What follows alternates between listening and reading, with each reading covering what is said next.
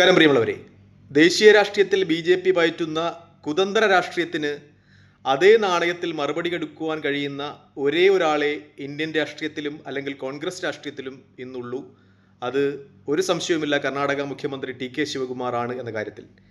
ഞാനീ പറഞ്ഞു വരുന്നത്, കർണാടകയിൽ ലെജിസ്ലേറ്റീവ് കൗൺസിലിലേക്ക് ഇലക്ഷൻ നടക്കുകയാണ്. കോൺഗ്രസ്സിന് നിയമസഭയിലെ അവരുടെ അംഗബലം വെച്ച് വിജയിപ്പിക്കുവാൻ കഴിയുന്നത് 4 സ്ഥാനാർത്ഥികളെയാണ്. പക്ഷേ കോൺഗ്രസ് അവിടെ 5 സ്ഥാനാർത്ഥികളെ നിർത്തിയിട്ടുണ്ട്. അതായത് ബി.ജെ.പിയുടെയും ഒപ്പം ബി.ജെ.പിയുടെ ഘടകകക്ഷിയായ ജനതാദളിൻ്റെയും ചില എം.എൽ.എമാരെ കോൺഗ്രസ്സിലെത്തിച്ച് ഒരു സീറ്റ് വിജയിക്കുവാൻ കഴിയും എന്ന് കോൺഗ്രസും ടി.കെ. ശിവകുമാറും വിശ്വസിക്കുന്നു. അതുകൊണ്ടാണ് 4 സ്ഥാനാർത്ഥികളെ നിർത്തി വിജയിക്കുവാൻ കഴിയുന്ന സ്ഥലത്ത് കോൺഗ്രസ് 5ാമതൊരു സ്ഥാനാർത്ഥിയെ കൂടി എം.എൽ.സി സ്ഥാനത്തേക്ക് നിർത്തി മത്സരിപ്പിക്കുന്നു എന്ന രീതിയിൽ കർണാടക മാധ്യമങ്ങൾ റിപ്പോർട്ട് ചെയ്യുന്നുണ്ട്. അത് ടി.കെ. ശിവകുമാറിൻ്റെ ഒരു രാഷ്ട്രീയ തന്ത്രമായി വിലയിരുത്തുന്നുണ്ട്. സാധാരണ ബി.ജെ.പി. ആണ് ഇങ്ങനെ തന്ത്രങ്ങൾ മെനയുന്നത്. മിക്ക സംസ്ഥാനങ്ങളിലും ബി.ജെ.പിക്ക് ഇപ്പോൾ 3 പേരെ രാജ്യസഭയിലേക്ക് വിജയിപ്പിക്കുവാൻ കഴിയുമെങ്കിൽ ബി.ജെ.പി. 4 സ്ഥാനാർത്ഥികൾ നിർത്തും. കോൺഗ്രസിലെ എം.എൽ.എമാരെ അല്ലെങ്കിൽ പ്രാദേശിക രാഷ്ട്രീയ പ്രസ്ഥാനത്തിലെ എം.എൽ.എമാരൊക്കെ വിലയ്ക്ക് വാങ്ങി ആ സ്ഥാനത്ത് ബി.ജെ.പി. വിജയിക്കുന്ന ഒരു രാഷ്ട്രീയ തന്ത്രം ബി.ജെ.പി. പ്രയോഗിക്കാറുണ്ട്. അതേ തന്ത്രം ഇപ്പോൾ കർണാടകയിൽ ലെജിസ്ലേറ്റീവ് കൗൺസിൽ ഇലക്ഷനിൽ ടി.കെ. ശിവകുമാർ പരീക്ഷിക്കുന്നു എന്ന വാർത്ത വലിയ പ്രാധാന്യത്തോടുകൂടി തന്നെ കർണാടകയിലെ മാധ്യമങ്ങൾ ചർച്ച ചെയ്യുന്നുണ്ട്. അതായത് അടിക്കടി, തിരിച്ചടി, പല്ലിനു പല്ല് എന്ന രീതിയിൽ ടി.കെ. ശിവകുമാർ തൻ്റെ രാഷ്ട്രീയ തന്ത്രം കർണാടകയിൽ നിലനിർത്തുന്നു എന്ന് തന്നെയാണ് മാധ്യമ റിപ്പോർട്ടുകളൊക്കെ സൂചിപ്പിക്കുന്നത്. അതായത് കർണാടകയിൽ ചിലപ്പോൾ ഒരു രാഷ്ട്രീയ മാറ്റത്തിന് സാധ്യതയുണ്ട്. കാരണം മുൻ പ്രധാനമന്ത്രി കൂടിയായ ദേവഗൌഡയ്ക്ക് രാജ്യസഭയിൽ ബി.ജെ.പി. സീറ്റ് നിഷേധിച്ചിരുന്നു. ബി.ജെ.പിയുടെ നിർദ്ദേശമനുസരിച്ച് ദേവഗൌഡയുടെ പാർട്ടിയായ ജനതാദൾ സീറ്റ് നിഷേധിച്ചിരുന്നു. കാരണം അദ്ദേഹത്തിന് പ്രായാധിക്യം എന്നൊക്കെ പറഞ്ഞാണ് അദ്ദേഹത്തിന് സീറ്റ് നിഷേധിച്ചത്.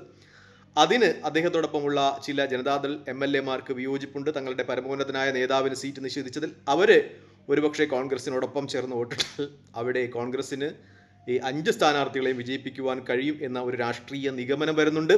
അല്ലെങ്കിൽ ചില ബി.ജെ.പി. എം.എൽ.എമാർ കോൺഗ്രസ്സിലെത്തിയേക്കാം എന്ന രീതിയിലുള്ള നിഗമനവും വരുന്നുണ്ട്. അവർ കോൺഗ്രസിന് അനുകൂലമായി വോട്ടിട്ടേക്കാമെന്ന്. അതായത് ബി.ജെ.പി. മറ്റു സംസ്ഥാനങ്ങളിൽ പയറ്റുന്ന എതിർ പാർട്ടിയിലെ എം.എൽ.എമാരെ തങ്ങളുടെ പാർട്ടിയിലേക്ക് എത്തിക്കുന്ന അതേ തന്ത്രം കർണാടകയിൽ വളരെ വിദഗ്ധമായി ടി.കെ. ശിവകുമാർ പയറ്റുന്നു. അതുകൊണ്ട് തന്നെ ഞാൻ പറഞ്ഞത്, ആളും അർത്ഥവും കൊണ്ടും കായിക ബലം കൊണ്ടും സാമ്പത്തിക ബലം കൊണ്ടും ബി.ജെ.പിയോട് എതിർക്കുവാൻ പറ്റുന്ന ഏക രാഷ്ട്രീയ നേതാവ് സംസ്ഥാനത്ത് കർണാടകയിൽ മാത്രമല്ല ഇന്ത്യയിലാകമാനം ഇപ്പോൾ ടി.കെ. ശിവകുമാറാണ് എന്ന ഒരു യാഥാർത്ഥ്യമുണ്ട്. ടി.കെ. ശിവകുമാറിൻ്റെ അവകാശവാദം ശരിയാണെങ്കിൽ അദ്ദേഹത്തിന് ഒരിക്കൽ ബി.ജെ.പി. 2000 കോടി രൂപ വാഗ്ദാനം ചെയ്തിരുന്നു.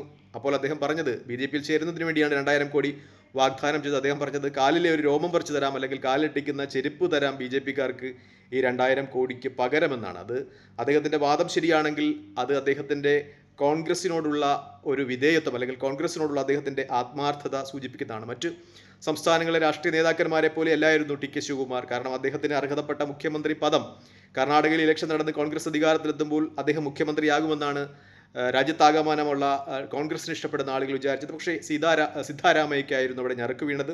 എങ്കിലും വളരെ ക്ഷമയോടുകൂടി അദ്ദേഹം 3.5 വർഷം മുഖ്യമന്ത്രി പദത്തിന് കാത്തിരുന്നു. അദ്ദേഹത്തിന് ഒരുപക്ഷെ ബി.ജെ.പിയുടെ പിന്തുണയോടുകൂടി ബി.ജെ.പിയിൽ ചേർന്നു, അല്ലെങ്കിൽ തൻ്റെ കൂടെയുള്ള എം.എൽ.എമാരെ പാർട്ടി പിളർത്തി ബി.ജെ.പിയോടൊപ്പം നിന്നൊക്കെ മുഖ്യമന്ത്രി ആകാമായിരുന്നു. പക്ഷേ അദ്ദേഹം രാഷ്ട്രീയത്തെ തൻ്റെ പ്രസ്ഥാനത്തോടുള്ള കോൺഗ്രസിനോടുള്ള ഇഷ്ടവും സ്നേഹവും കൊണ്ട് അദ്ദേഹം തൻ്റെ രാഷ്ട്രീയ പ്രസ്ഥാനത്തോടൊപ്പം കോൺഗ്രസിനോടൊപ്പം ഉറച്ചു നിന്നു എന്നതാണ് യാഥാർത്ഥ്യം. അതായത് എന്തുകൊണ്ടും അദ്ദേഹം അടിയുറച്ച ഒരു കോൺഗ്രസ്സുകാരനാണ്. അതുകൊണ്ട് തന്നെ കോൺഗ്രസ് ഒരുപക്ഷെ ദേശീയ രാഷ്ട്രീയത്തിൽ ഖാർഗെയുടെ കാലഘട്ടം കഴിഞ്ഞാൽ അദ്ദേഹത്തെ ദേശീയ പ്രസിഡന്റ് സ്ഥാനത്തേക്ക് പരിഗണിക്കുന്നു എന്ന രീതിയിലുള്ള റിപ്പോർട്ടുകൾ പുറത്തു വരികയാണ്. പ്രായാധിക്യവും ഒപ്പം ഇപ്പോൾ രാജ്യസഭയിൽ എം.പിയും ഒക്കെ ആയ സ്ഥിതിക്ക് ഖാർഗെ സ്ഥാനമൊഴിയും. ആ സ്ഥാനത്തേക്ക് കർണാടകക്കാരൻ തന്നെയായ ടി.കെ. ശിവകുമാർ വരും എന്ന രീതിയിലുള്ള രാഷ്ട്രീയ നിഗമനങ്ങൾ പുറത്തു വരികയാണ്. അദ്ദേഹത്തെ സംബന്ധിച്ച് അദ്ദേഹത്തിൻ്റെ കിരീടത്തിലെ പൊൻതൂവൽ എന്ന് പറയാവുന്ന ഒരു സംഭവം അത് ഗുജറാത്തിലെ രാജ്യസഭാ ഇലക്ഷനുമായി ബന്ധപ്പെട്ടാണ് ഉണ്ടാകുന്നത്.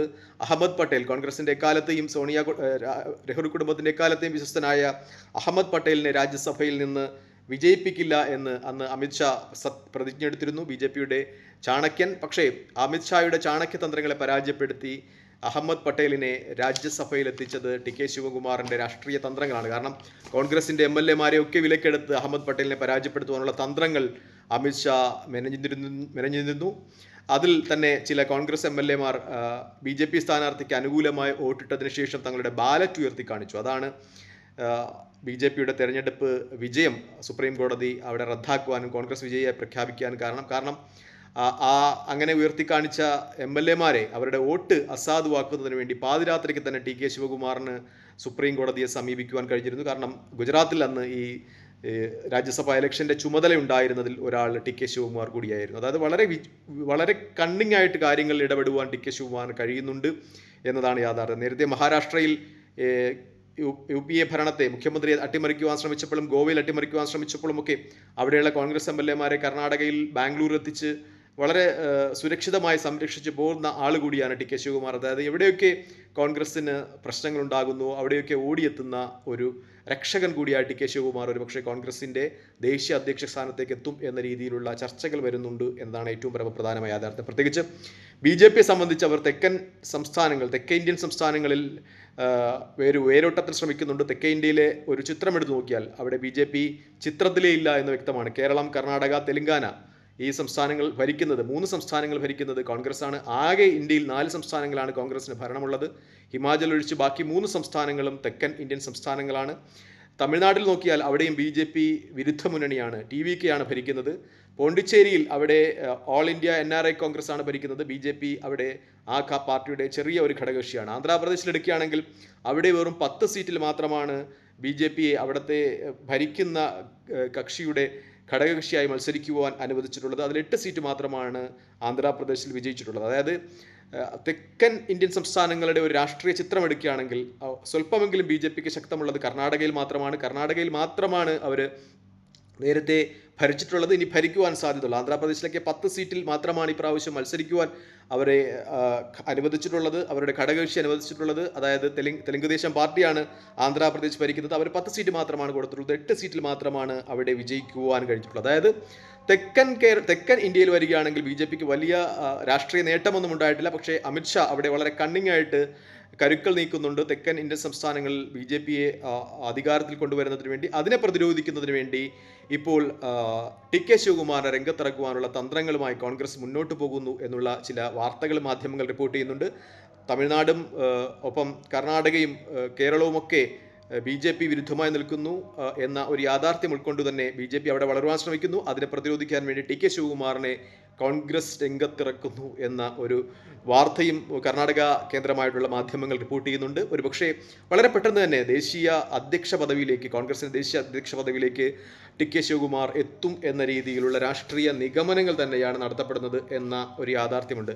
അതായത് KC വേണുഗോപാലും ഒപ്പം ടി.കെ. ശിവകുമാറും ചേർന്നുള്ള ഒരു ടീം അത് കോൺഗ്രസിനെ വീണ്ടും അധികാരത്തിലെത്തിക്കും എന്ന രീതിയിലുള്ള ചർച്ചകൾ നടക്കുന്നുണ്ട്. KC വേണുഗോപാലിൻ്റെ ഭാരത് ചോഡോ യാത്രയൊക്കെ വളരെ ഫലപ്രദമായിരുന്നു. അതുപോലെ ഒരു ചേരുവയാണ് ടി.കെ. ശിവകുമാർ എന്ന കാര്യത്തിൽ സംശയമില്ല. മണി പവറും മസിൽ പവറും ഉള്ള ഒരാളാണ് ടി.കെ. ശിവകുമാർ. അത് കോൺഗ്രസിന് മുതൽക്കൂട്ടായിരിക്കും എന്ന രീതിയിലുള്ള ചർച്ചകളാണ് ഇപ്പോൾ കോൺഗ്രസ് നടക്കുന്നത്. തൽക്കാലം ഈ വീഡിയോയുമായി ഇവിടെ വാങ്ങുന്നു. മറ്റു വീഡിയോ കാണുന്നവരെ നന്ദി, നമസ്കാരം, ജയ് ഹിന്ദ്. വീഡിയോ ഇഷ്ടപ്പെടുന്നവർ ലൈക്ക് ചെയ്യുക, ഷെയർ ചെയ്യുക, കമൻറ്റ് ചെയ്യുക. മറ്റു വീഡിയോ കാണുന്നവരെ ജയ് ഹിന്ദ്.